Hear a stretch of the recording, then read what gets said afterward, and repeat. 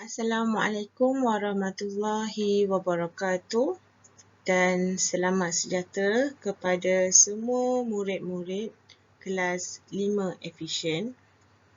Sebelum cikgu memulakan pembelajaran pada hari ini, kita sama-sama menadah tangan untuk membacakan doa belajar.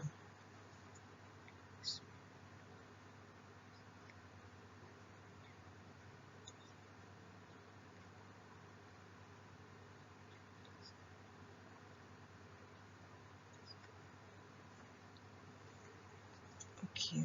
Untuk pengajaran pada hari ini adalah tajuk tenaga. Sebelum cikgu memulakan topik pembelajaran pada hari ini, cikgu ingin bersoal jawab dengan kamu semua mengenai sumber-sumber tenaga yang telah kamu ketahui. Okey, cikgu nak kamu semua senaraikan sumber-sumber tenaga yang telah kita pelajari pada sesi pembelajaran yang lepas. Siapa boleh beritahu cikgu sumber-sumber tenaga? Okey, kita ada sumber tenaga daripada angin, ombak, air, matahari, biogeosis, bahan api fosil, nuklear, bateri dan makanan.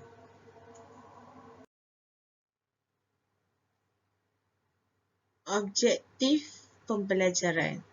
Okey, semua murid-murid ikut sekali baca sama-sama dengan cikgu untuk objektif pembelajaran pada hari ini.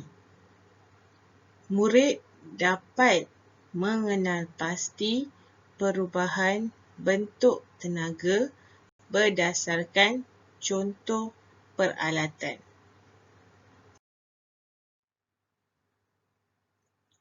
Kriteria kejayaan. Saya boleh menyenaraikan bentuk-bentuk tenaga menggunakan peta Eyting. Saya boleh mengenal pasti perubahan bentuk tenaga bagi setiap peralatan yang diberikan. Saya boleh melakar satu contoh peralatan di persekitaran dan menyatakan perubahan bentuk tenaga bagi peralatan tersebut. Untuk kriteria kejayaan yang pertama, iaitu saya boleh menyenaraikan bentuk-bentuk tenaga menggunakan peta Eyting.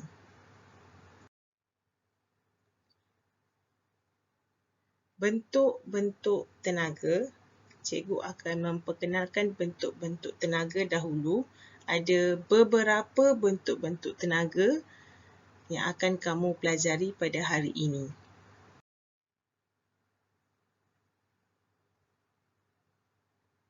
Yang pertama, tenaga suria. Tenaga daripada matahari boleh ditukarkan kepada tenaga haba dan elektrik. Dikenali juga sebagai tenaga solar.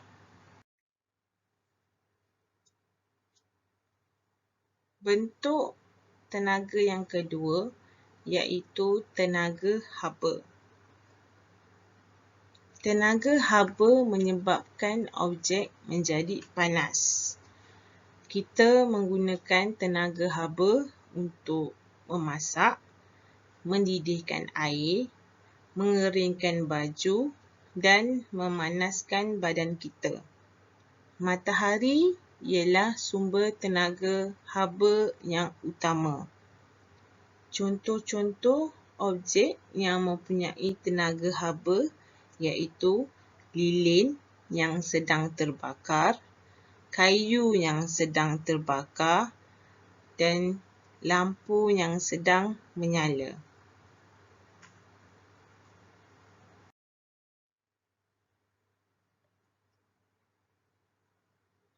Bentuk tenaga yang seterusnya ialah tenaga cahaya. Matahari adalah sumber utama tenaga cahaya. Dapat dihasilkan daripada tenaga elektrik, tenaga suria dan tenaga kimia. Boleh didapati daripada objek yang mengeluarkan cahaya. Sebagai contoh, objek seperti lampu suluh, pelita dan lilin. Seterusnya, tenaga kinetik. Tenaga yang ada pada objek yang bergerak. Mana-mana objek yang bergerak akan menghasilkan tenaga kinetik. Roda atau tayar yang berpusing menghasilkan tenaga kinetik. Mana-mana objek yang bergerak akan menghasilkan tenaga kinetik.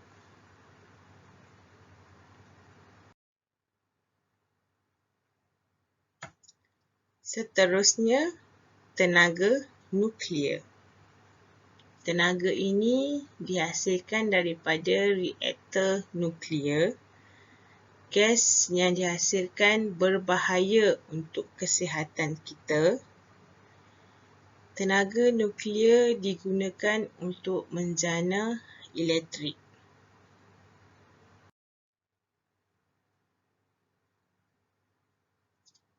Bentuk-bentuk tenaga yang seterusnya ialah tenaga bunyi.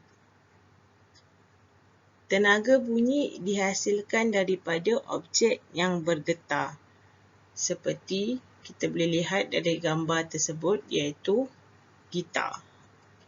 Apabila kita memetik gitar, tali-tali pada gitar akan bergetar dan menghasilkan bunyi.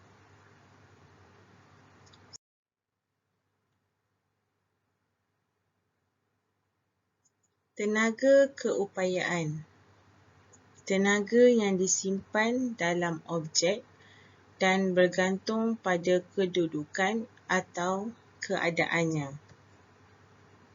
Tenaga yang ada pada kedudukan yang tinggi dimanfaatkan atau diregang. Sebagai contoh, tenaga keupayaan ada pada gelang getah yang diregang.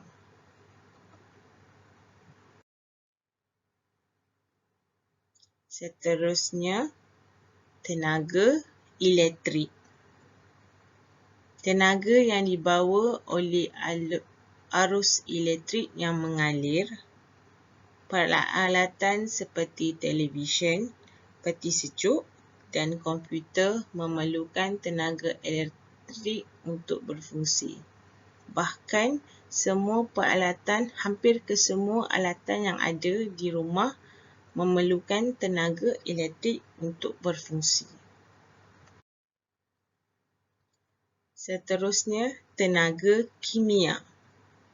Tenaga kimia tersimpan dalam bahan seperti bahan api fosil, makanan, lilin, biogesin dan bateri.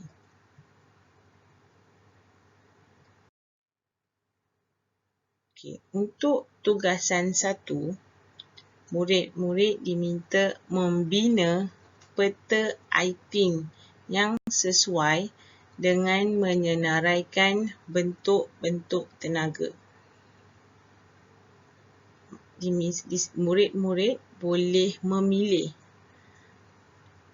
apa-apa jua peta aiting yang kamu ketahui, seperti peta pokok, seperti peta buih ataupun peta bulatan untuk kamu senaraikan bentuk-bentuk tenaga. Kamu boleh pilih yang sesuai dan senaraikan kesemua bentuk-bentuk tenaga dalam sehelai kertas, atau kamu boleh type dan muat naik di Google Classroom.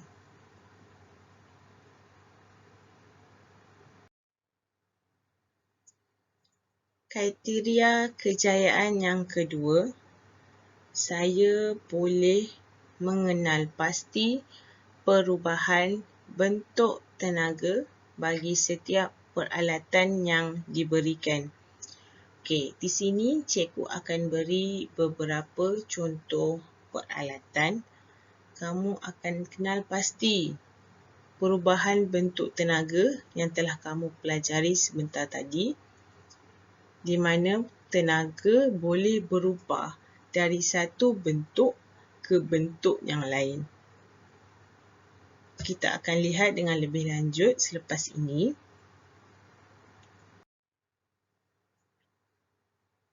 Perubahan tenaga. Perubahan bentuk tenaga. Tenaga boleh berubah daripada satu bentuk ke bentuk yang lain. Simbol anak panah bermaksud berubah kepada. Selepas ini, kita akan tengok contoh-contoh perubahan bentuk tenaga pada setiap peralatan dan kita akan guna simbol anak panah ini untuk membuat perubahan bentuk tenaga.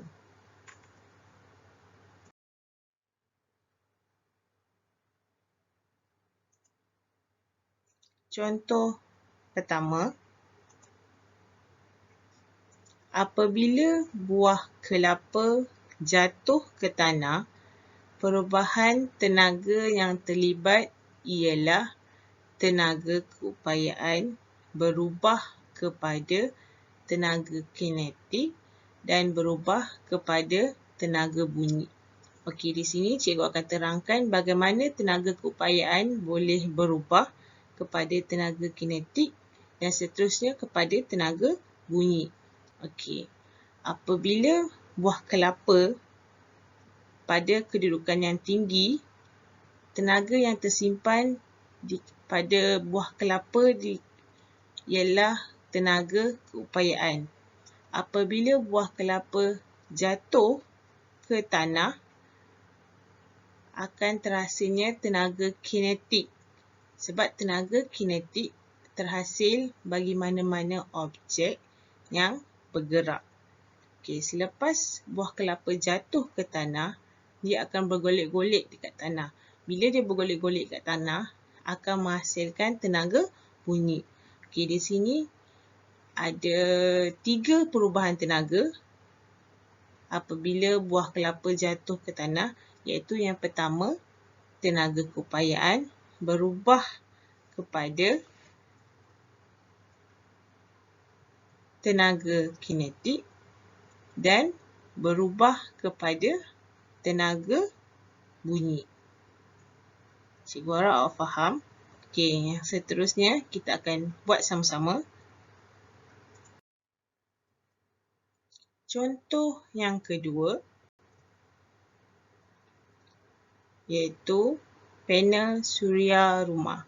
Okey, yang ni cikgu nak kamu jawab. Kamu fikir dan cikgu nak kamu jawab apa perubahan bentuk tenaga yang ada pada panel suria rumah.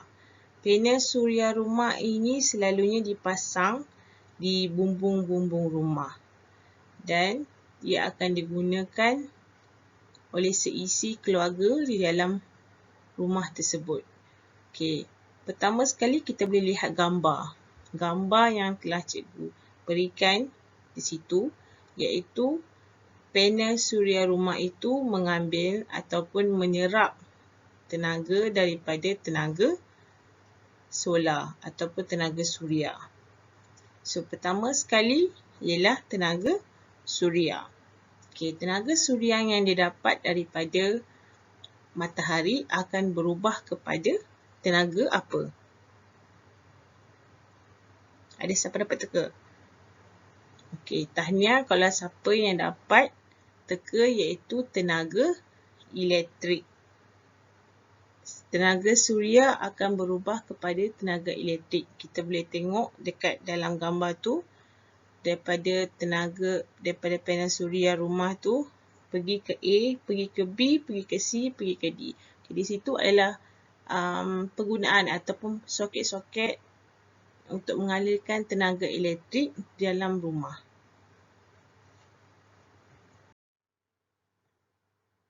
Okey, contoh yang ketiga. Okey, untuk contoh ini cikgu nak kamu fikir dulu dan jawab sama-sama. Okey, ini apa? Arang kayu. Okey, arang kayu ini cikgu bagi awak semua beberapa saat untuk kamu fikir apakah perubahan tenaga yang terdapat apabila arang kayu ini dibakar untuk menghasilkan unggun api.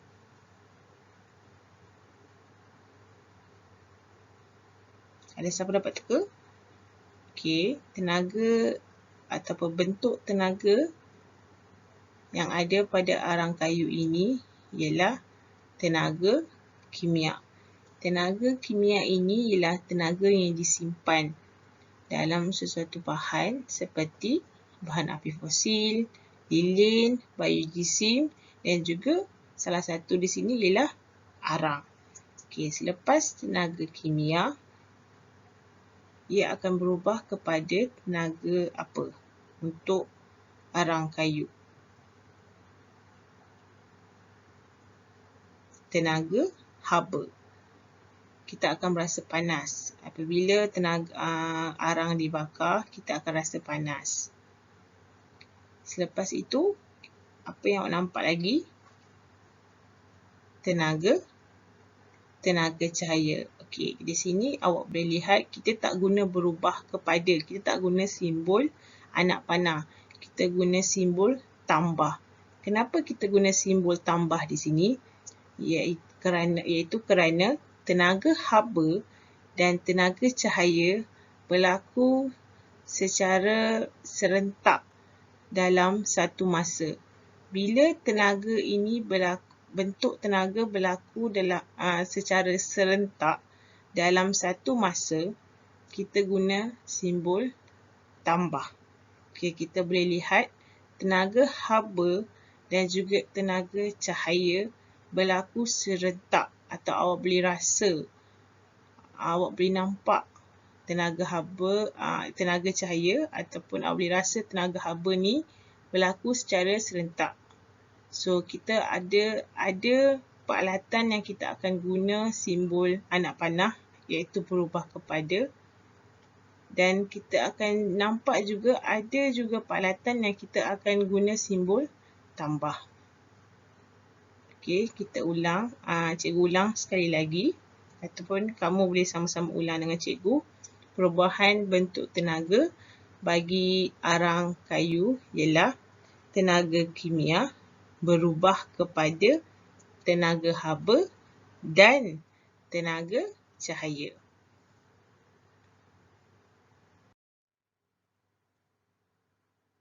Okey, untuk contoh yang keempat, cikgu nak awak fikir, kamu semua fikir sebelum kamu jawab, iaitu telefon bimbit. Okey, apakah perubahan tenaga yang kamu peroleh daripada telefon bimbit? Okey, cikgu bagi kamu masa beberapa saat untuk kamu fikir, ataupun kalau kamu ada kertas lagi bagus, kamu boleh tulis perubahan tenaga yang ada pada sekeping kertas dahulu sebelum cikgu akan tunjukkan kepada kamu jawapan bagi perubahan tenaga yang dihasilkan oleh telefon bimbit.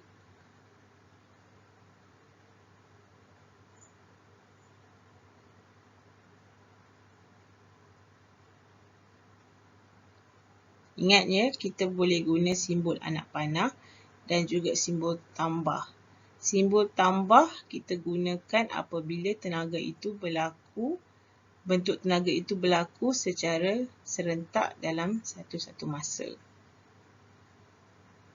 Okey, dah dapat jawapan?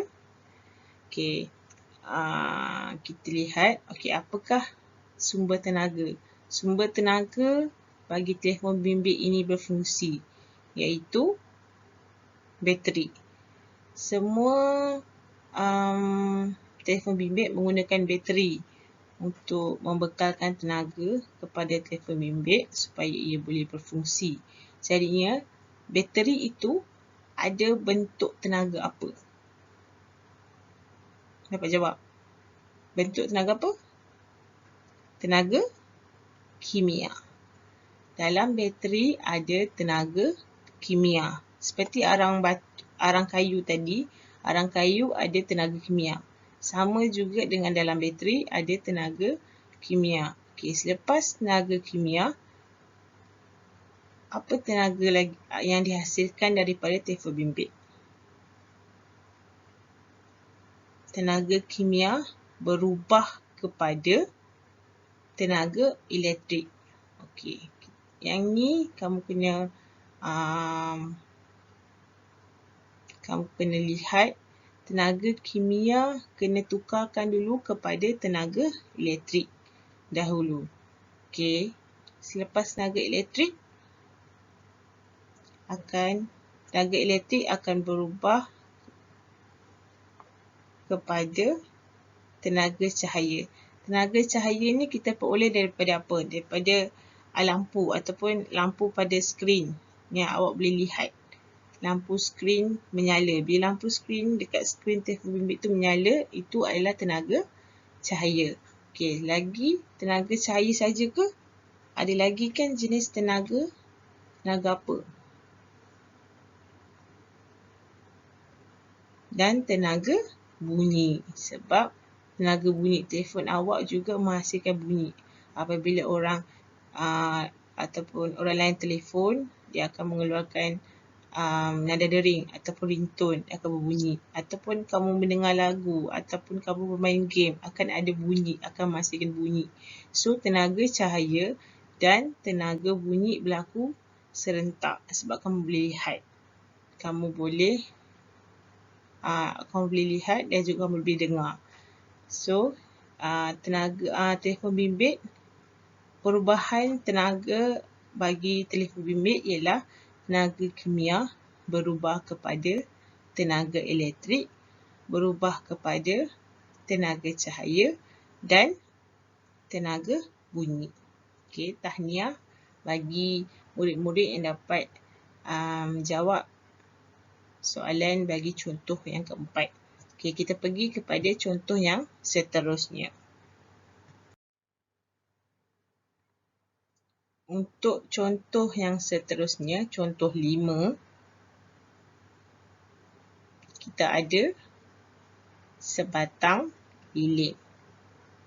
Okey, cikgu bagi awak masa dahulu apakah perubahan tenaga yang ada pada lilin.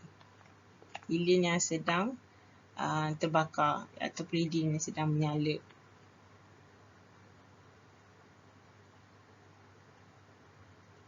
Sudah? Okey, seperti telefon bimbit, tenaga apa dulu yang ada pada lilin? Tenaga? Ya, betul. Tenaga kimia. Tenaga kimia ada pada lilin. Okey, selepas tu tenaga kimia akan berubah kepada tenaga cahaya sebab lilin menghasilkan cahaya. Lagi? Dan tenaga haba. Tenaga cahaya dan tenaga haba sebab dua-dua bentuk tenaga ini berlaku secara serentak. Jadinya perubahan tenaga bagi lilin, cikgu ulang ataupun kita sama-sama ulang. Tenaga kimia berubah kepada tenaga cahaya dan tenaga haba. Okey, tahniah bagi murid-murid yang dapat menjawab soalan bagi contoh 5 ini dengan betul. Okey, untuk tugasan 2, cikgu nak kamu jawab semua soalan pada quizis yang cikgu sudah muat naik di Google Classroom. Kamu boleh cek selepas video ni, kamu boleh cek dan cuba jawab quizis yang telah cikgu muat naik di Google Classroom. Seperti mana kamu sudah belajar perubahan bentuk tenaga tadi. Cikgu harap kamu boleh jawab dan betul semua soalan yang cikgu telah beri. Kriteria kejayaan yang ketiga, iaitu saya boleh melakar satu contoh peralatan di persekitaran dan menyatakan perubahan bentuk tenaga bagi peralatan tersebut. Okey.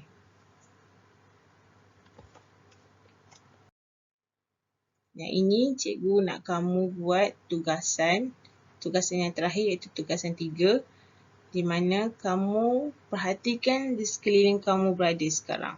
Kamu semestinya berada di rumah. Okey, cikgu nak kamu lakarkan satu peralatan elektrik yang terdapat di dalam rumah anda. Pilih mana-mana satu peralatan elektrik, peralatan yang menggunakan elektrik ya di rumah kamu. Sebagai contoh, kamu boleh buat cereh elektrik, kamu boleh buat televisyen, kamu boleh buat radio yang menggunakan elektrik, bukan radio yang menggunakan bateri, radio yang menggunakan elektrik. Lagi kamu boleh buat apa? Lampu, meja, kipas, macam-macam lagi kamu boleh buat. Pilih satu saja, lakarkan satu peralatan elektrik yang terdapat dalam rumah anda. Yang ketiga, kenal pasti perubahan bentuk tenaga yang terdapat pada peralatan tersebut. Kamu tulis kat bawah dia apa perubahan bentuk tenaga yang terdapat pada peralatan yang kamu pilih tadi. Yang terakhir, kamu perlu muat naik hasil kerja anda di Google Classroom. Kamu takat gambar ataupun kamu boleh type di komputer. Kamu muat naik hasil kerja anda di Google Classroom. Itu untuk tugasan kamu yang ketiga. Rumusan tugasan. Kamu ada 3 tugasan yang perlu kamu siapkan pada hari ini, iaitu tugasan yang pertama, bina peta IT yang sesuai dengan menyenaraikan bentuk-bentuk tenaga. Awak boleh pilih peta IT yang mana yang sesuai kamu gunakan, peta pokok, peta bulatan, peta buih ataupun peta IT lain yang kamu tahu. Kamu senaraikan bentuk-bentuk tenaga. Kamu tangkap gambar hasil kerja kamu dan muat naik di Google Classroom, ataupun kamu boleh type di komputer dan hantar di Google Classroom juga. Okey, tugasan yang kedua iaitu kamu perlu jawab semua soalan pada quizzes di Google Classroom. Okey, untuk tugasan yang ketiga, di sini kamu perlu lakarkan satu peralatan elektrik yang terdapat dalam rumah kamu. Kamu kenal pasti bentuk tenaga yang terdapat pada peralatan tersebut dan kemudian kamu muat naik di Google Classroom. Cikgu akan semak semua hasil kerja anda. Diharap semua murid memberi kerjasama dapat menyiapkan ketiga-tiga tugasan yang cikgu berikan pada hari ini secepat mungkin untuk cikgu semak dan nilai. Sekian sudah pembelajaran kita pada hari ini bagi tajuk bentuk tenaga dan perubahan bentuk tenaga. Cikgu harap kamu semua faham dan dapat menyiapkan ketiga-tiga tugasan yang cikgu telah berikan pada hari ini juga. Muat naik di dalam Google Classroom untuk cikgu semak dan nilai. Dan jangan lupa isikan borang maklum balas yang cikgu sertakan sekali di dalam Google Classroom masing-masing. Sekian, terima kasih.